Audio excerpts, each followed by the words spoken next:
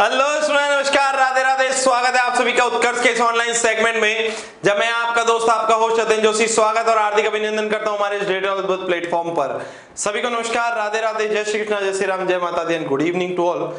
स्वागत आप सभी का हमारे इस सेगमेंट में, जहां पर हम मिलकर बात कर रहे हैं अध्याय नंबर 3, जिसका नाम है अपने पास, जी हां, तत्वों का आवर्त वर्गीकरण अर्थात पीरियोडिक क्लासिफिकेशन ऑफ एलिमेंट्स। चलिए, तो हम इस चैप्टर की बात कर रहे हैं, इसका नाम है तत्वों का आवर्त वर्गीकरण। तत्वों का आवर्त वर्गीकरण।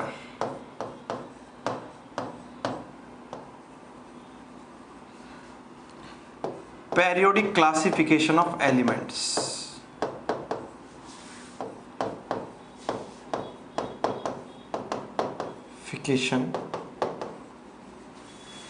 Of elements.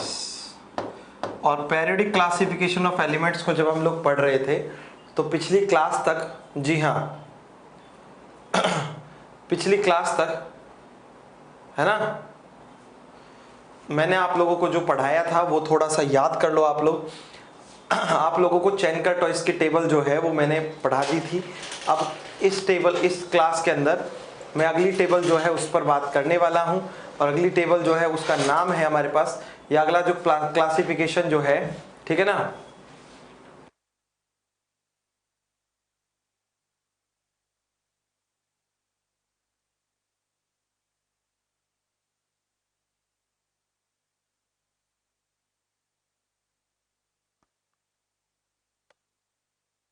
चलिए, है ना, हाँ, सब क्लियर है, वॉइस वगैरह सब एकदम बढ़िया है हमारे यहाँ जी।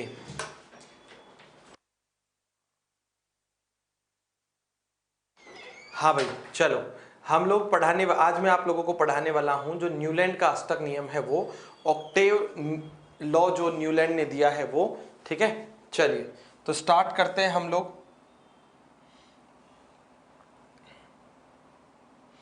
न्यूलैंड का अष्टक नियम जो है वो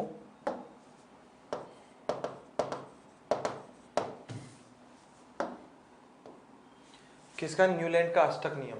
सर चैप्टर 3 कब शुरू हुआ? क्योंकि हम आज ही ज्वाइन किए हैं, कल ही स्टार्ट हुआ है चैप्टर 3 भी, ठीक है। हाँ जी, हाँ, चलिए,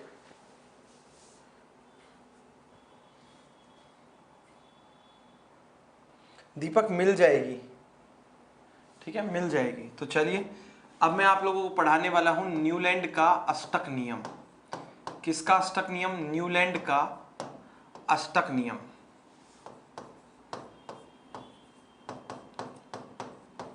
अष्टक नियम, octave law by Newland.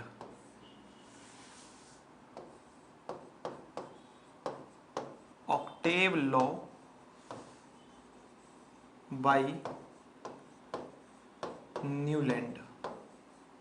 Newland का अष्टक नियम, ठीक है। और न्यूलैंड का जब अष्टक नियम है, इसके बारे में अगर हम बात करें तो भाई साहब, न्यूलैंड, अलेक्जेंडर न्यूलैंड ने 1856 में, 1856 में ये नियम दिया था। और 1856 में, ठीक है, उन्होंने जो नियम दिया उसके अंतर्गत उन्होंने संगीत के सुरों से तुलना की। क्या कहा? संगीत के सुरों से तुलना की। 1856 में नहीं, 1865 में इन्होंने नियम दिया था, ठीक है ना, 1865 में, ठीक है। कब दिया? 1865 में।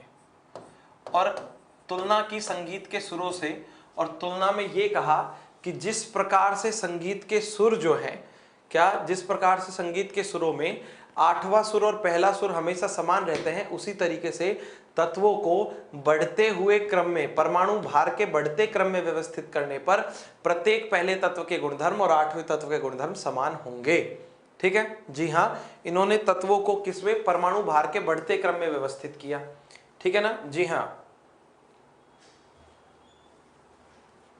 ठीक है जी।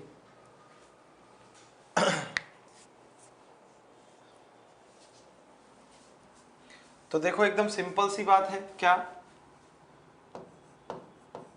न्यूलैंड ने किसने सखा? न्यूलैंड ने। ठीक, बिल्कुल उस समय 56 तत्व ज्ञात थे, ये बाद की बात है मगर पहले बता देते हैं। ठीक है, तत्वों को बढ़ते परमाणु भार के क्रम में रखा, बढ़ते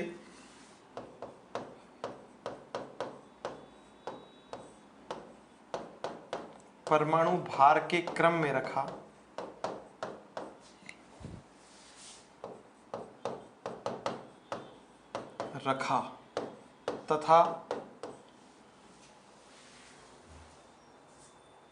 तथा क्या किया? तथा यह बताया कि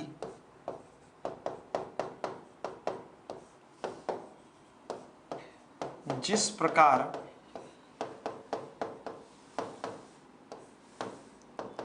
संगीत में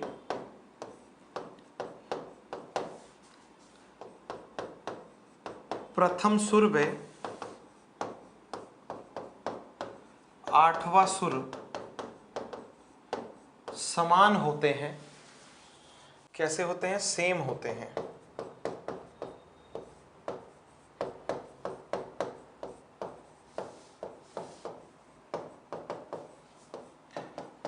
उसी प्रकार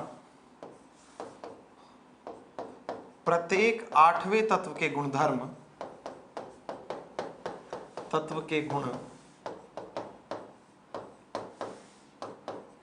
अपने पहले तत्व के प्रथम एलिमेंट के सेम होते हैं। प्रथम तत्व के कैसे होते हैं? समान होते हैं।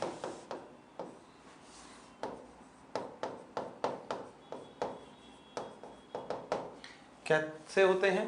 जी हाँ, समान होते हैं। ठीक है, सिंपल सी बात है ये तो।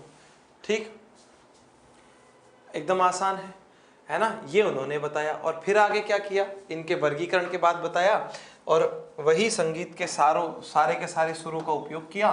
कौन कौन से? संगीत का पहला सुर है सा रे गा मा पा धा नी। अब कुछ लोग कहेंगे सर सा आता है लास्ट में। सा नहीं आता भाई साहब, सा रिपीट होता है। सा क्या है? रिपीट होता है, वापस लौटता नहीं है, याद रखना। ठीक है ना? जी हाँ। चलिए, तो सिंपल सी बात है, सारे गामा पाधा नी, और इनमें फिर तत्वों को व्यवस्थित किया, और जब तत्वों को व्यवस्थित किया तो इनकी पेरियोडिक टेबल जो है वो शुरू होती है लिथियम से। Lithium, beryllium, boron, carbon, nitrogen, oxygen, fluorine. Fluorine के बाद इधर आता है सोडियम। ठीक है, दूसरे फिर मैग्नीशियम, फिर आता है aluminium, silicon, phosphorus, sulphur, chlorine, potassium और कैल्शियम। ये तत्व आते हैं। ठीक है ना? ये एलिमेंट आते हैं। अब फिर प्रश्न ये उठता है, क्या प्रश्न उठता है कि सर हाइड्रोजन क्यों नहीं है? तो भाई साहब इसकी कमी है ये कि ये हाइड्रोजन को अपनी आवर्त सारणी में या अपने इस व्यवस्था में स्थान नहीं दे पाया। ठीक है, पहली चीज। दूसरी बात यह है कि सर ना तो हीलियम लिखा है ना, क्या नहीं लिखा? हीलियम नहीं लिखा, बिल्कुल नहीं लिखा। क्यों नहीं लिखा? ना ही देखो नियॉन लिखा है, ना ही आर्गन लिखा है, क्योंकि जब इन्होंने ये वर्गीकरण किया उस समय तक नोबल गैसेस जो है वो ज्ञात ही नहीं थी। ठीक है ना? उस समय तक नोबल गैसेस जो है वो ज्ञात ही नहीं थी, उत्कृष्ट गैसें ज्ञात नहीं थी।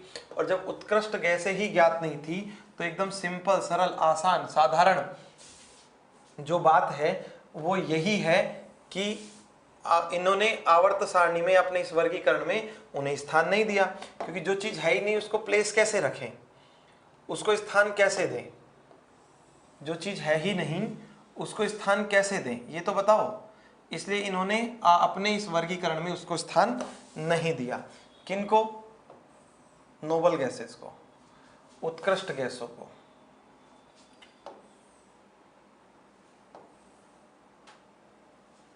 ठीक है, ये है सिंपल सी बात। क्या है सिंपल सी बात? यही सिंपल सी बात है। ठीक है, पहली चीज ये। दूसरी बात अगर हम लोग बात करें तो आगे की बात सुनो। ये नियम केवल कैल्शियम तक ही लागू होता है जबकि उस समय 56 तत्व ज्ञात थे, 56 से ज्यादा तत्व ज्ञात थे। तो ये नियम जो है उन सभी तत्वों पर लागू नहीं होता, इसलिए जी हाँ, ये नियम भी असफल रहा।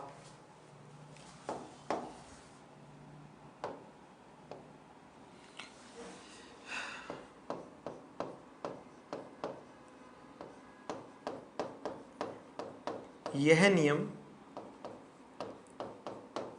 केवल कैल्शियम तक लागू होता है।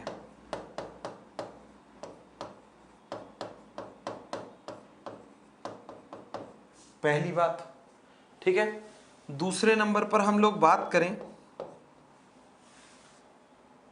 ठीक, अंकित आपने अगर देखा हो तो ऑर्गेनिक तो काट ही दी है एनसीईआरटी में से। देख तो लो भाई एक बार, ऑर्गेनिक तो काट ही दी है, देखते ही नहीं हो आप तो। मगर फिर भी हाँ, ऑर्गेनिक मैं ही पढ़ाऊंगा, कट कर दिया है, फिर भी आप लोगों को नॉलेज के लिए पढ़ाना है वो मैं ही पढ़ाऊंगा। दूसरे नंबर पर बात करते हैं तो एक बात और सुनिएगा इसमें, क्या कि पहली बात ये कहा कि नियम कहां तक लागू हो रहा है? कैल्शियम तक। दूसरी चीज और सुन लो भाई साहब, दूसरा ये कहा कि न्यूलैंड ने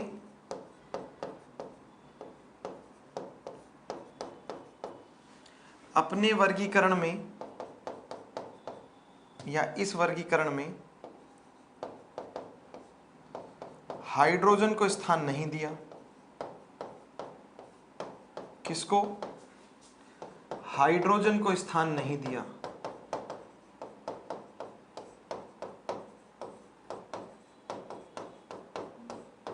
और हाइड्रोजन को स्थान नहीं दिया, ठीक, तो फिर ये कह दिया कि भाई तुम्हारा नियम तो काम नहीं करेगा। ठीक है ना, ठीक है, तुम्हारा नियम तो काम नहीं करेगा। ठीक है, सिंपल सी बात है। उक्त कारणों से यह नियम असफल रहा।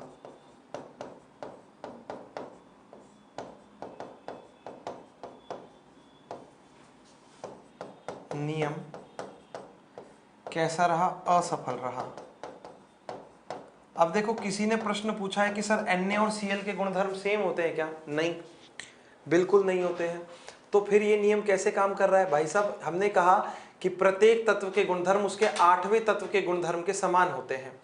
क्या प्रत्येक तत्व के गुणधर्म जो है सखा, वो उसके कौन से तत्व के? 8वें तत्व के गुणधर्म के समान होंगे। तो लिथियम का 8वां तत्व काउंट करोगे, 1 2 3 4 5 6 7 8 कौन है? सोडियम। तो लिथियम और सोडियम की प्रॉपर्टी सेम है। ठीक है,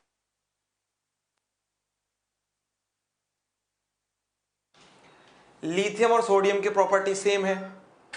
ठीक है ना, ठीक। फिर सोडियम की पोटेशियम की प्रॉपर्टी सेम है। ठीक है ना, बेरिलियम की मैग्नीशियम से प्रॉपर्टी सेम है, मैग्नीशियम की कैल्शियम से प्रॉपर्टी सेम है, जो बोरोन है उसकी एल्यूमिनियम से प्रॉपर्टी सेम है। ठीक है, कार्बन की सिलिकॉन से सेम है, नाइट्रोजन की फास्फोरस से, ऑक्सीजन की सल्फर से, फ्लोरीन की क्लोरीन से। ठीक है ना, ये है, ये सारी सेम है, कोई वॉइस प्रॉब्लम नहीं है, सब सही है ना। ये न्यूलैंड के अष्टक नियम की है कमियां। ठीक है ना, ये दोनों क्या है? कमियां। और इन्हीं कमियों की वजह से क्या हुआ कि नियम जो है वो क्या रह गया भाई साहब? असफल रहा। ठीक है बिल्कुल सिंपल बात है।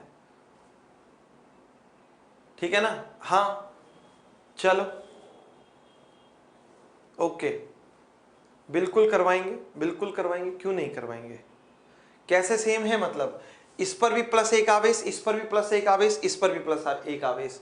तीनों के बाह्यतम कोश में 1-1 इलेक्ट्रॉन होता है। अंतिम इलेक्ट्रॉन s उपकोश में जाता है। इस पर 2 आवेश, इस पर 2 आवेश, इस पर 2 आवेश। तीनों के बाह्यतम कोश में 2-2 इलेक्ट्रॉन होते हैं। ठीक है ना, सेम सारी प्रॉपर्टीज है ना। नहीं, वैज्ञानिक इंडिया का नहीं था भाई, ये अलेक्जेंडर न्यूलैंड जो है वो इंडिया से नहीं थे। फटाफट से इसको नोट करो, फिर आगे बताएंगे। ठीक है, चलिए। नेहा, यूट्यूब पर अभी क्लासेस नहीं हो रही हैं, यूट्यूब पर ड्रीम 100 के अंतर्गत 12th क्लास की क्लासेस चल रही हैं, ठीक है ना, अपनी नहीं हो रही 11th की, ठीक है।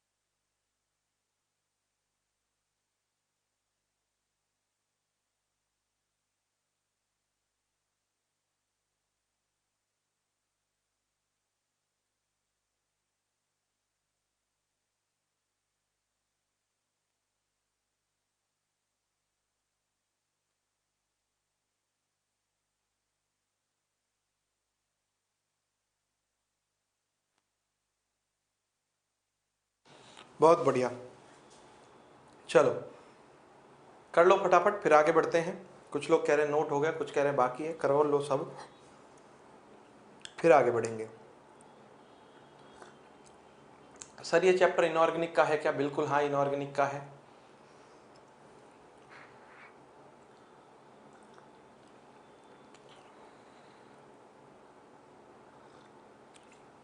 इसके बाद मैं आप लोगों को लोथर मेयर के वक्र जो हैं वो पढ़ाने वाला हूं।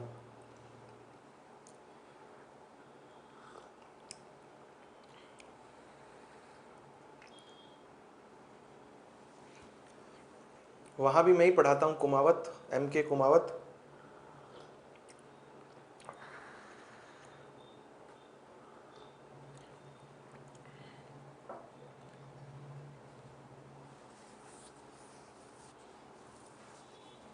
चलो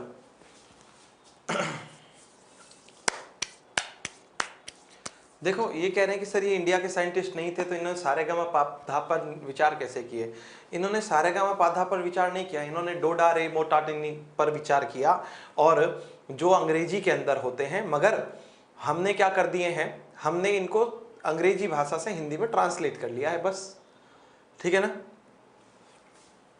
चलिए अब नेक्स्ट बात करते हैं। नेक्स्ट हम लोग बात करेंगे लोथर मेयर के वक्र। किसके? लोथर मेयर के वक्र। एक वैज्ञानिक था,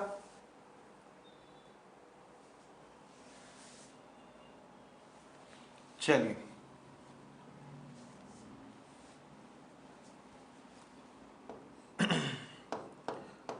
लोथर मेयर के वक्र।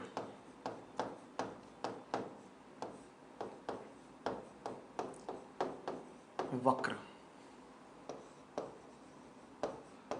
कर्व बाई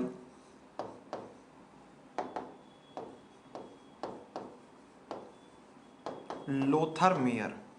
देखो ये दो वैज्ञानिक हैं, एक का नाम लोथर, एक का नाम है मेयर, और लोथर और मेयर नाम के दो वैज्ञानिकों ने आपस में मिलकर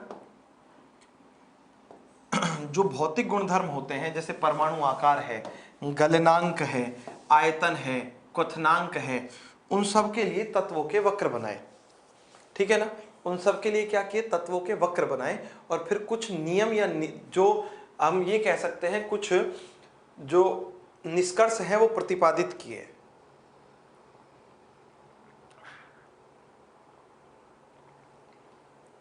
रिमूव किए गए चैप्टर भी पढ़ाओगे ना? पढ़ेंगे भाई, पढ़ने तो पढ़ेंगे ही ना। सर ये तो 10th में था, नहीं था, लोथर मेयर 10th में नहीं था भाई। लोथर मेयर का तो दूर दूर तक नाम नहीं है 10th में।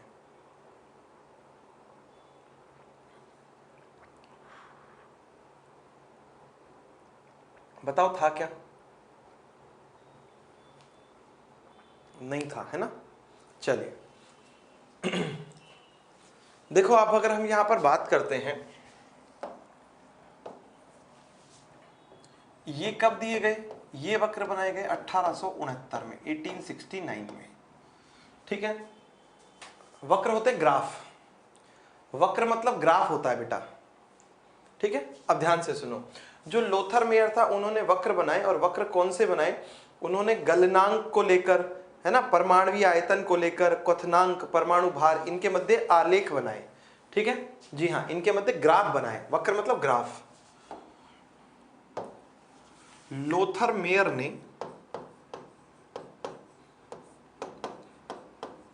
ने तत्वों के भौतिक गुणधर्म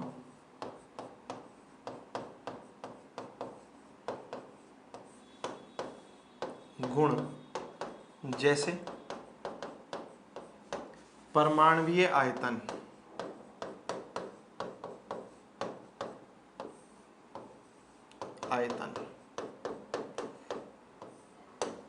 कौन सा आयतन, परमाणवीय आयतन, ठीक है ना। दूसरे नंबर पर बात करें गलनांक, नेक्स्ट बात करें क्वथनांक, क्या गलनांक है, क्वथनांक है, ठीक है ना, परमाणु भार है, इनके मध्य आलेख बनाए, आलेख बोले तो वक्र, ठीक है।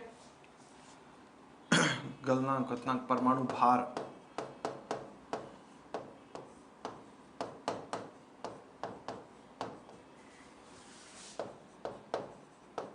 क्या किया, आलेख, आलेख बोले तो ग्राफ बनाए, तथा जब ग्राफ बनाए, ठीक है, जी हां, क्या जब ग्राफ बनाए तो उन ग्राफों में देखा कि समान गुणधर्म वाले तत्व समान स्थिति पर हैं, ठीक है, और ये एक निश्चित समूह वाले तत्वों के साथ समानता दर्शाते हैं, ठीक है ना। जी हां, क्या, चलिए अगर बात करें तो इन्होंने क्या कहा, इन्होंने ये कहा कि समान गुणधर्म वाले तत्व समान स्थिति पर है, और ये एक समान जो वर्ग होते हैं या एक समान जो समूह होते हैं उनके साथ क्या समानता दर्शाते हैं, क्या सिमिलैरिटी रिप्रेजेंट करते हैं, ठीक है ना। जी हाँ, किसी भी परमाणु का आयतन परमाणुवीय आयतन कहलाता है, ठीक है। हाँ चलिए, ग्राफ बनाए तथा पाया कि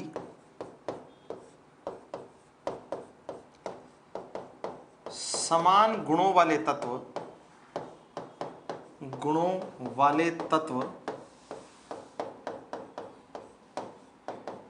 समान स्थिति पर होते हैं,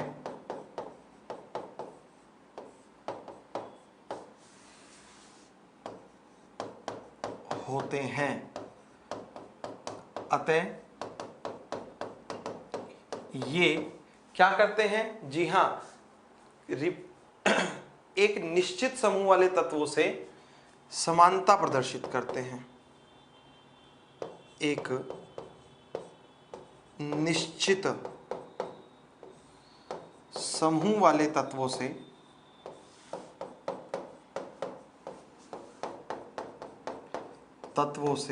क्या करते हैं, सिमिलैरिटी, समानता प्रदर्शित करते हैं, क्या करते हैं, समानता प्रदर्शित करते हैं, सिमिलैरिटी रिप्रेजेंट करते हैं, क्या रिप्रेजेंट करते हैं, सिमिलैरिटी रिप्रेजेंट करते हैं, तत्वों से समानता दर्शाते हैं, ठीक। इन्हें ही क्या कहते हैं, लोथर मेयर के वक्र कहते हैं, क्या कहते हैं, लोथर मेयर के वक्र कहते हैं। इन्हीं आलेखों को, आलेख बोले तो ग्राफ, इन्हीं आलेखों को क्या कहते हैं? लोथर मेयर के वक्र कहते हैं।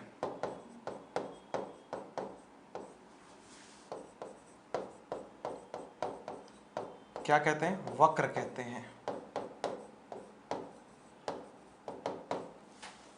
ठीक है ना? क्या कहते हैं इनको? लोथर मेयर के वक्र कहते हैं इन्हीं को। और ये वक्र हैं क्या? परमाणु भार और आयतन के बीच में वक्र बनाए गए। किसने? इन्होंने जो वक्र बनाए उनमें से एक वक्र जो है वो मैं आप लोगों को बता देता हूं। इन्होंने क्या किया? परमाणु भार और आयतन के बीच में वक्र बनाए। किसके बीच में? परमाणु भार और आयतन के बीच में वक्र बनाए इन्होंने। वक्र बोले तो ग्राफ बनाए। किनके बीच में? परमाणु भार और आयतन के बीच में ग्राफ बनाए इन्होंने। ये लो, मैं परमाणु भार और आयतन के बीच में जो इन्होंने ग्राफ बनाए वो बताता हूं आपको कैसे थे। तो इस अक्ष पर तो ले लिए क्या? परमाणु भार। एक अक्ष पर तो ले लिया क्या? परमाणु भार। यहां तो बढ़ेगा परमाणु भार, है ना? एक अक्ष पर ले लेंगे हम लोग परमाणु आयतन। अब देखो क्या करते हैं, एक तरफ ले लेते हैं परमाणु भार, इधर परमाणु भार ले लेते हैं, एटॉमिक वेट, और इधर ले लेते हैं परमाणुीय आयतन। किसी भी परमाणु का जो आयतन होता है उसे क्या कहते हैं? परमाणुीय आयतन कहते हैं। ठीक है, क्या कहते हैं उसको?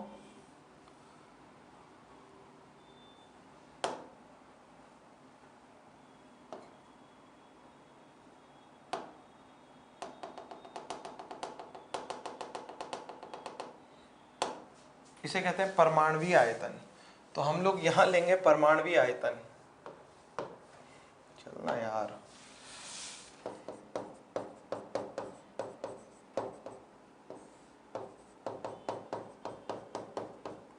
कौन सा आयतन लेंगे? परमाणुीय आयतन लेंगे। ठीक है, एटॉमिक वॉल्यूम जो है ये हम लोग लेंगे उस वाले अक्ष पर। ये लो, यहां ले लिया हम लोगों ने परमाणुीय आयतन। अब बनेंगे ग्राफ। ठीक, कैसे बनेंगे ग्राफ? ये देखो, सबसे पहले इन्होंने भी कहां से? लिथियम से शुरू किया। कहां से? लिथियम से। यहां लिथियम ले लिया, एकदम स्ट्रेट लाइन आती है। फिर इसके बाद क्या होता है? नीचे नीचे बेरिलियम आ जाता है, फिर ऊपर की तरफ चढ़ान शुरू होती है, ऐसे चढ़ते गए चढ़ते गए चढ़ते गए, यहां आ गए, एक पीक मिल गया। पीक मिलने के बाद फिर नीचे उतर रहे हैं, उतर रहे हैं, उतर रहे हैं, उतर रहे हैं, उतर रहे हैं, उतर रहे हैं, उतर रहे हैं, उतर रहे हैं। ये ग्राफ मैं नहीं बना रहा हूं भाई, ये ध्यान रखना। क्या ये ग्राफ मैं नहीं बना रहा हूं? फिर आप कहोगे सर आप ही तो बना रहे हो। नहीं भाई, ये ग्राफ बना रहे लोथर मेयर। मैं लोथर मेयर से कह रहा हूं, हाँ वो बना रहे हैं इस ग्राफ को। ठीक है जी।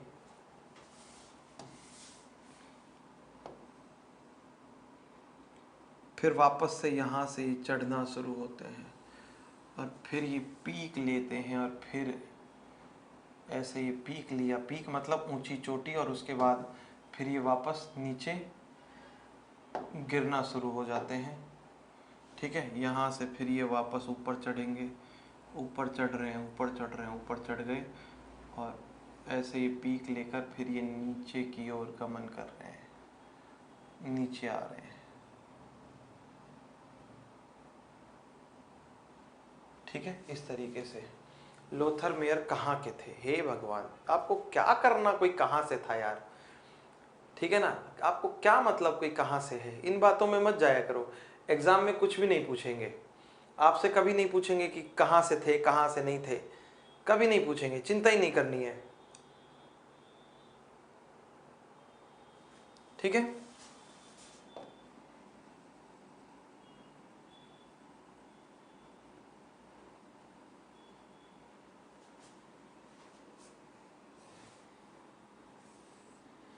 ऐसे उनके ग्राफ थे। ठीक है ना, अब देखो, ठीक, इन ग्राफ में यहां है लाडलो लिथियम, ये है बेरिलियम। अब आप लोग कहोगे कि सर ये ग्राफ समझ में नहीं आया। अब कुछ लोग कहेंगे, वैसे तो मुझे यकीन है कि मैक्सिमम लोगों को पता है इसमें क्या हो रहा है, मगर कुछ लोग ये भी कह सकते हैं ग्राफ समझ में नहीं आया। ठीक है। मगर लाडलो ध्यान से समझो, इस ग्राफ में समझने जैसी कोई बात है नहीं।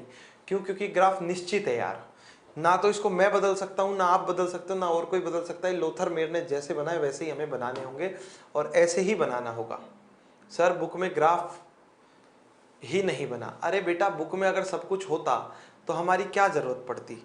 बुक में सब कुछ नहीं है, ठीक है ना। हम है ना आपके सामने, बुक की आवश्यकता ही नहीं है आपको, चिंता ही मत करो आप लोग, ठीक है ना। कोई जरूरत ही नहीं है आपको, हम है तो सामने, ठीक। अब लिथियम के बाद आगे बढ़ेंगे तो क्या आता है? बोरोन आता है। बोरोन इसके पास में ही है। कहाँ है? पास में ही है। फिर ऊपर बढ़ेंगे तो क्या आता है? कार्बन आता है। क्या आता है? कार्बन। ऊपर बढ़ेंगे तो नाइट्रोजन आना चाहिए, मगर नाइट्रोजन यहां नहीं है। नाइट्रोजन जो है वो नाराज होकर बैठा है साइड में। क्यों है ये नाराज? इसका कारण बताऊं। नाइट्रोजन के बाह्यतम कोष देखोगे, ठीक है ना, क्या नाइट्रोजन का बाह्यतम कोष देखोगे तो 1s2 क्या 2p3, p3 मतलब p में 3 इलेक्ट्रॉन और अर्धपूरित कक्षक हो गया वो, उसके स्थायित्व के नियम का पालन हो रहा है। नाइट्रोजन पड़ा है कहा? साइड में, ठीक है ना। हाँ, ऑक्सीजन के ऊपर फिर आता है फ्लोरीन, ठीक है, फिर आता है नियोन, और भाई साहब टॉप पर बैठा है कौन? सोडियम। कौन? सोडियम, है ना। क्या बैठा है? सोडियम। सोडियम से नीचे उतरो, नीचे उतरोगे तो कौन मिलेगा? यहां कहीं मिलेगा आप लोगों को मैग्नीशियम, फिर यहां कहीं मिलेगा एल्यूमिनियम, फिर वापस ऊपर चढ़ना पड़ेगा जैसे कार्बन के लिए चढ़े थे, ठीक है ना। फिर वापस ऊपर चढ़ना पड़ेगा, फिर silicon, phosphorus, sulphur, silicon, phosphorus, sulphur, chlorine, argon, फिर टॉप पर पोटेशियम। कौन है टॉप पर? पोटेशियम। पोटेशियम से नीचे उतरो, नीचे उतरोगे तो कैल्शियम, और नीचे आ जाओगे स्कैनेडियम, और नीचे उतर जाओगे टाइटेनियम, फिर गुच्छे के रूप में क्या?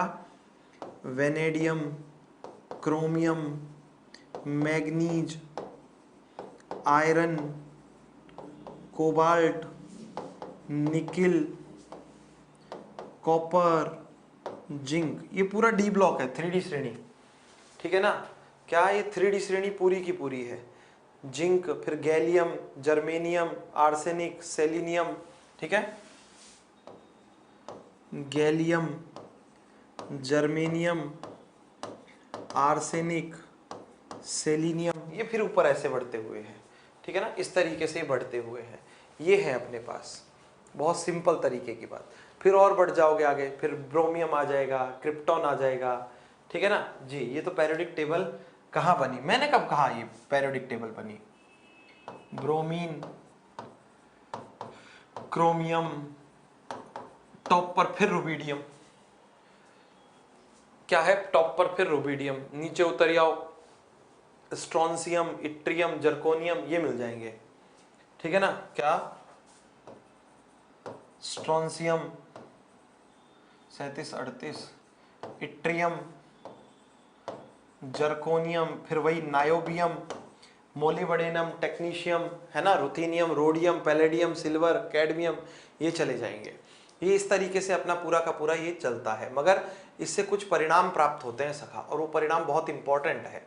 कुछ परिणाम प्राप्त होते हैं और परिणाम बहुत इंपॉर्टेंट है। जैसे देखो, मैं आप लोगों को बताता हूं एक चीज, जिनको हम लिथियम, सोडियम, पोटेशियम, रुबिडियम ये कहते हैं, ये है क्षार धातुएं। क्या है ये? क्षार धातुएं। और आप क्षार धातुओं को देख रहे हो कहाँ है? टॉप पर है। एक तो ये परिणाम प्राप्त हुआ है, पहला परिणाम, ठीक है। क्षार धातुएं कहाँ है? टॉप पर है। तो हेडिंग है लोथर मेयर वक्र से निष्कर्ष। किसके निष्कर्ष? लोथर मेयर वक्र से प्राप्त निष्कर्ष, रिजल्ट क्या निकलता है इनसे। लोथर मेयर वक्र से जो निष्कर्ष निकलता है वो क्या है? देखो, पहला तो मैंने आप लोगों को अभी बताया, क्या? कि शीर्ष पर कौन अवेलेबल है? क्षार धातु, जो जल के साथ क्रिया करके क्षार बनाती है। प्रबल विद्युत धनी धातु या जो क्षार धातु है, ठीक है, ये सभी कहां होंगी? वक्रों के शीर्ष पर होंगी, ठीक है ना। कहां होगी? वक्रों के शीर्ष पर। प्रबल धनी धातु जिन्हें हम क्षार धातु कहते हैं, कहां होंगी? वक्रों के शीर्ष पर होती है,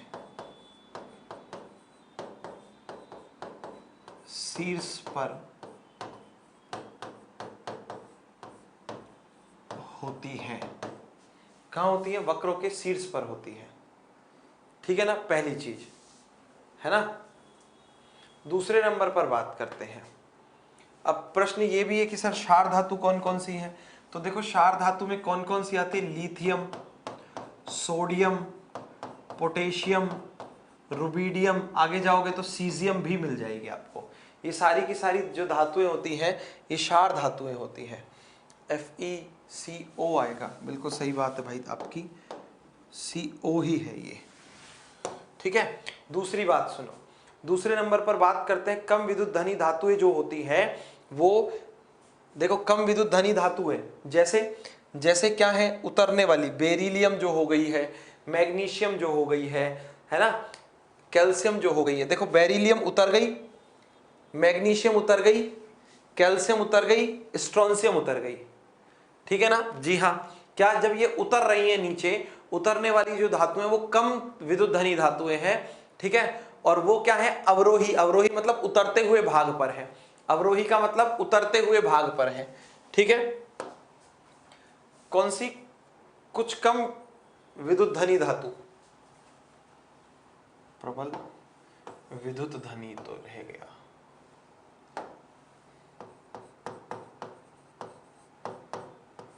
विद्युत धनी,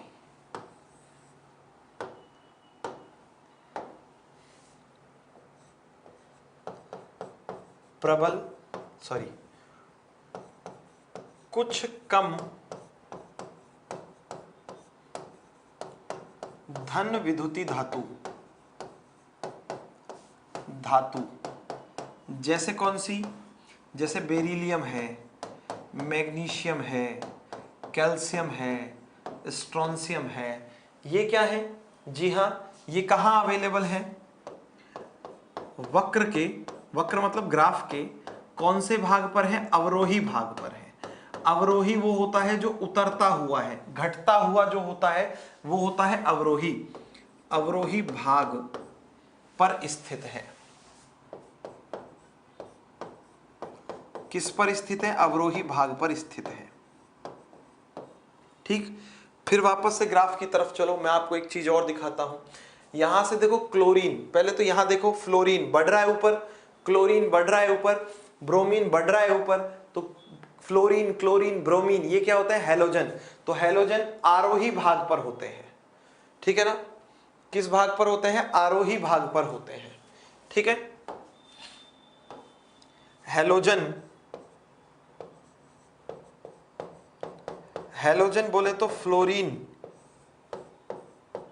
क्लोरीन, ब्रोमीन, आयोडीन, ये किस भाग पर होते हैं? हैलोजन भाग पर होते हैं, है ना। जी हां, क्या? वक्र के आरोही, आरोही जो होता है वो होता है ऊपर की ओर बढ़ता हुआ, आरोही भाग पर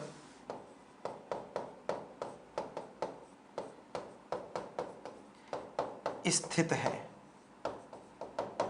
ठीक। अब वापस से आ जाओ, कहां?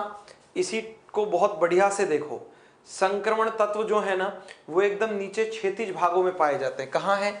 ये रहे, ये क्षैतिज भाग है जहां संक्रमण तत्व, डी ब्लॉक के तत्व पाए जा रहे हैं, ये संक्रमण तत्व है। आगे यहां जाते हैं ना तो डी ब्लॉक फिर शुरू हो चुका था और पाए जाते हैं। तो संक्रमण तत्व जो है वो क्षैतिज भागों में पाए जाते हैं। कहां पाए जाते हैं? क्षैतिज भागों में, ठीक है। चलिए, कौन से तत्व? संक्रमण तत्व, संक्रमण तत्व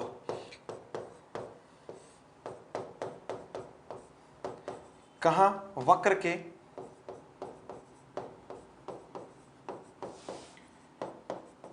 क्षैतिज भागों में पाए जाते हैं।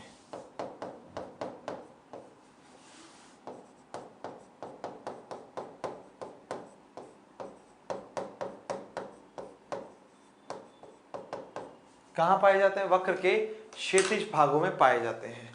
लिथियम सोडियम रुबिडियम में प्रबल व दुर्बल क्षार दोनों है क्या? नहीं, ये जल से क्रिया करने पर प्रबल क्षार ही बनाती है। ठीक है ना। चलिए, सिंपल बात है। अब कुछ लोग ये सोच रहे हैं कि सर ये ग्राफ याद करना है क्या?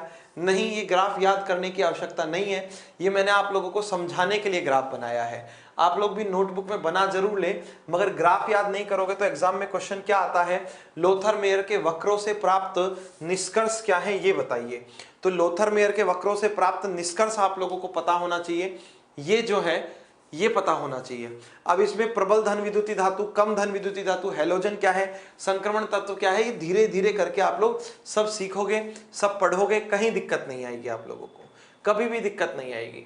मैं कह रहा हूं आपसे, ठीक है ना। पढ़ोगे धीरे धीरे, क्योंकि अभी तो भाई आप लोगों ने मेंडलीव की पीरियोडिक टेबल पढ़नी है पूरी, फिर आधुनिक आवर्त सारणी पढ़नी है पूरी, बहुत कुछ पढ़ना है अभी इस चैप्टर के अंतर्गत। ठीक है, तो चलिए एक बार आप लोग लोथर मेयर के वक्र जो है, हाँ वो नोट कर लो फटाफट फटाफट, फिर हम लोग आगे बढ़ेंगे।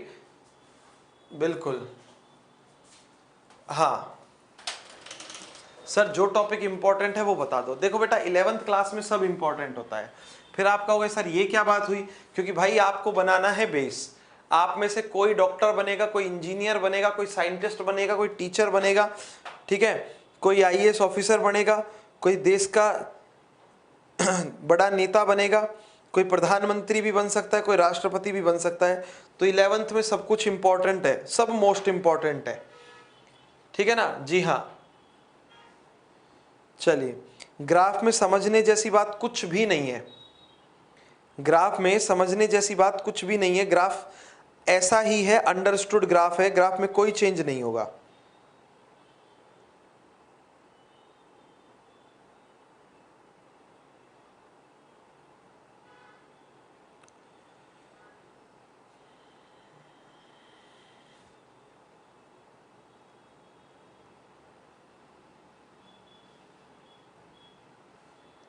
ठीक है, चलो। सब बोलते हैं नीट के लिए एनसीईआरटी, एनसीईआरटी तो पढ़नी पड़ेगी ना सर, सब कुछ के लिए एनसीईआरटी है। ग्राफ बना लो।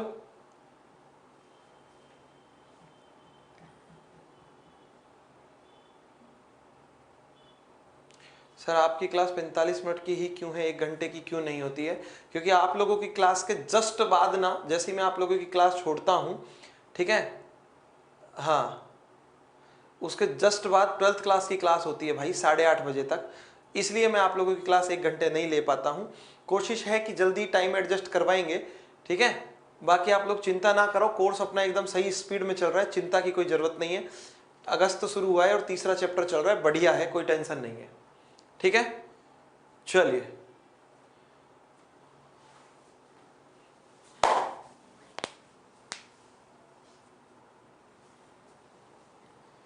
बहुत बढ़िया बात है तो।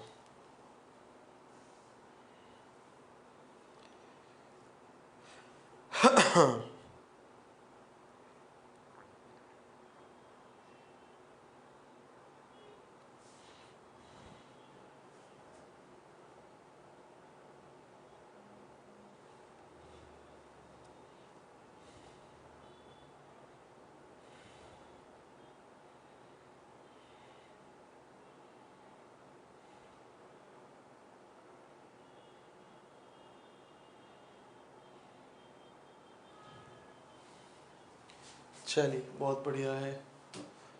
चलिए तो भाई साहब, हाँ ठीक है, तो अभी मैं लेता हूं आप लोगों से विदा। अपन मुलाकात करेंगे नेक्स्ट क्लास में। टिल देन पढ़ते रहिए, आगे बढ़ते रहिए। जय हिंद, जय भारत, जय जवान, जय किसान, जय विज्ञान। राधे राधे।